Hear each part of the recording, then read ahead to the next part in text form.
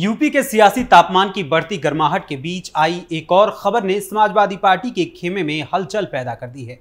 आमतौर पर अपनी पार्टी के नेताओं का साथ देने वाले और उनकी हर गलती, दोष अथवा अपराध पर पर्दा डालने वाले अखिलेश यादव के लिए एक बुरी खबर है। उनके चहेते बने अयोध्या की मिल्कीपुर सीट के पूर्व विधायक और फैजाबाद लोकसभा सीट के वर्तमान सपा सांसद अवधेश प्रसाद ने जिस गैंगरेप के आरोपी को पूर्व में अपनी पनाह दे रखी थी, उसी सपा नेता और उसके नौकर पर अब पुलिस ने गैंगस्टर एक्ट के तहत मुकदमा दर्ज कर लिया है। यानी अब उस आरोपी सपा नेता की मुश्किलें और बढ़ गई हैं, जिससे उसके जीवन पर भी ग्रहण लगने की नौबत आ गई है। नमस्कार, मैं हूं अखिलेश पांडे और आप देख रहे हैं कैपिटल टीवी उत्तर प्रदेश।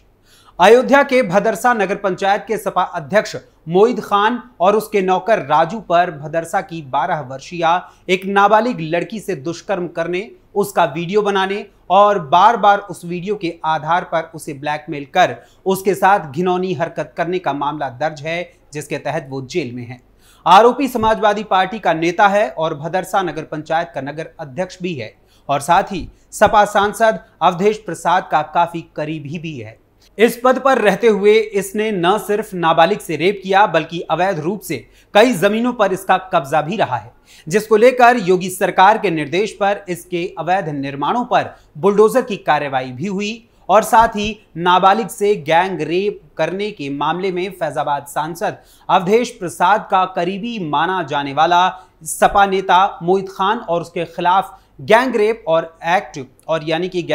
साथ ही साथ पॉक्सो एक्ट के तहत मुकदमा दर्ज किया गया है और अदालत में इसकी सुनवाई हो रही है। वहीं अब इस मामले में पुलिस ने गैंग रेप और पॉक्सो एक्ट के आरोपी सपा नेता मोईद खान और उसके नौकर के खिलाफ अब गैंगस्टर एक्ट के तहत भी मुकदमा दर्ज कर लिया है। लेकिन आखिर ये गैंगस्टर एक्ट है क्या और इससे इस केस पर क्या असर पड़ेगा और साथ ही आरोपी सपा नेता मोईद खान की जमानत याचिका पर इसका क्या प्रभाव पड़ने वाला है, इसको भी समझना जरूरी है, क्योंकि इसका सीधा संबंध है अयोध्या की मिल्कीपुर विधानसभा सीट से।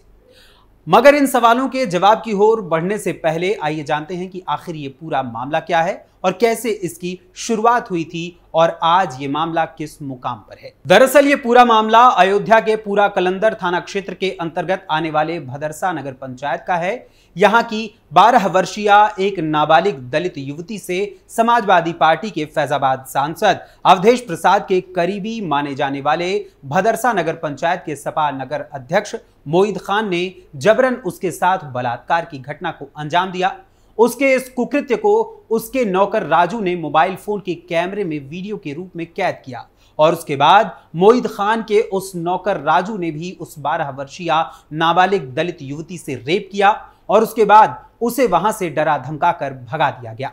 मोईद खान के नौकर राजू ने जो वीडियो बनाया था, उसको आधार बनाकर वो वीडियो उस नाबालिग दलित युवती को दिखाकर खुद राजू और उसके मालिक सपा नेता मोईद खान ने बार बार उस नाबालिग दलित युवती को डरा धमकाकर उसका कई बार रेप किया। साथ ही अपने साथ हो रहे उस कुकृत्य को नाबालिग युवती किसी को बता नहीं पा रही थी। इसका फायदा उठाकर आरोपी बार बार उसे अपना शिकार बनाते रहे। लेकिन कहते हैं ना कि बकरे की मां कब तक खैर मनाएगी। एक रोज आरोपियों के इस कुकृत्य की पोल खुल ही गई। पीड़िता नाबालिग दलित किशोरी जब 2 महीने की गर्भवती हो गई, तब जाकर सपा नेता मोईद खान और उसके नौकर के इस काले कारनामे का खुलासा हुआ, जिसके बाद पीड़िता के घर वाले जब थाने पर इसकी शिकायत लेकर पहुंचे तो वहां भी सपा नेता मोईद खान और उसके चहेते सांसद अवधेश प्रसाद के रसूख के चलते पुलिस ने भी कोई त्वरित कार्रवाई नहीं की, बल्कि पुलिस ने पीड़िता और उसकी मां से कहा कि राजू का नाम एफआईआर में लिखे रहने दो, लेकिन सपा नेता मोईद खान का नाम एफआईआर से निकाल देते हैं। अंततः उस समय पुलिस ने इस मामले में कोई खास कार्रवाई नहीं की। यह मामला विश्व हिंदू परिषद, बजरंग दल और निषाद पार्टी के संज्ञान में आया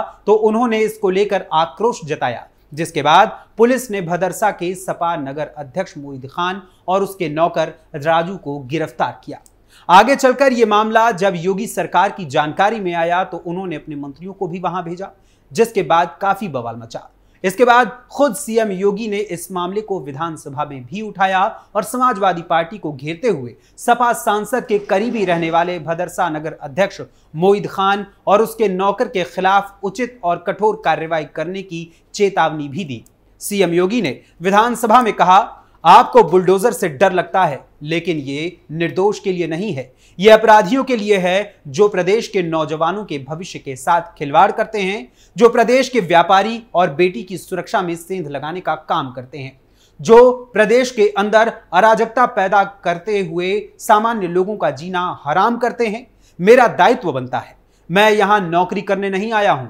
कतई नहीं। मैं यहां इस बात के लिए आया हूं कि अगर वो करेंगे तो भुगतेंगे, इसीलिए मैं यहां पर आया हूं। ये लड़ाई सामान्य लड़ाई नहीं है, ये प्रतिष्ठा की लड़ाई भी नहीं है। मुझे प्रतिष्ठा प्राप्त करनी होती तो अपने मठ में मिल जाती, कोई आवश्यकता नहीं है मुझे यहां आने की।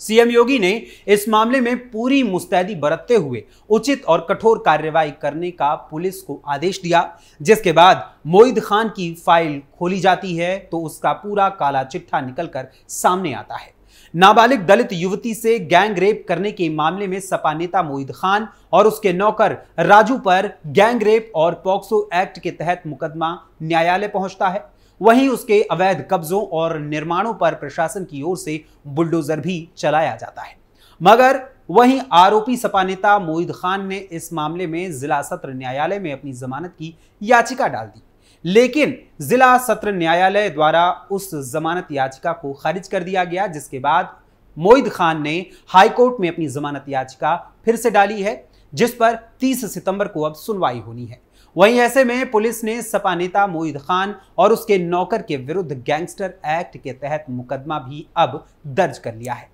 अब आपको बता दें कि यह गैंगस्टर एक्ट आखिर होता क्या है और किसी पर यह गैंगस्टर एक्ट कब लगाया जाता है। दरअसल भारत में बढ़ते संगठित अपराधों को देखते हुए साल 1986 में तत्कालीन सरकार ने गैंगस्टर एक्ट बनाया और इसे लागू किया था, लेकिन साल 2015 में यूपी में गैंगस्टर एक्ट में संशोधन किया गया और जहां पहले उसमें मात्र 15 प्रकार के ही अपराध हुआ करते थे, वहीं इस संशोधन से इसका दायरा बढ़ाया गया और इस गैंगस्टर एक्ट में वाणिज्यिक शोषण, बंधुआ श्रम, बाल श्रम, यौन शोषण, अंगों की तस्करी, भिक्षावृत्ति, मानव तस्करी, विधि विरुद्ध क्रियाकलाप निवारण अधिनियम 1966 के अधीन दंडनीय अपराध, जाली भारतीय नोट का मुद्रण, परिवहन और परिचालन करना, नकली दवाओं के उत्पादन, विक्रय और वितरण में शामिल होना समेत अन्य कई अपराधों को भी इसमें शामिल किया गया, जिनको लेकर किसी अपराधी पर यह एक्ट लगाया जाता है,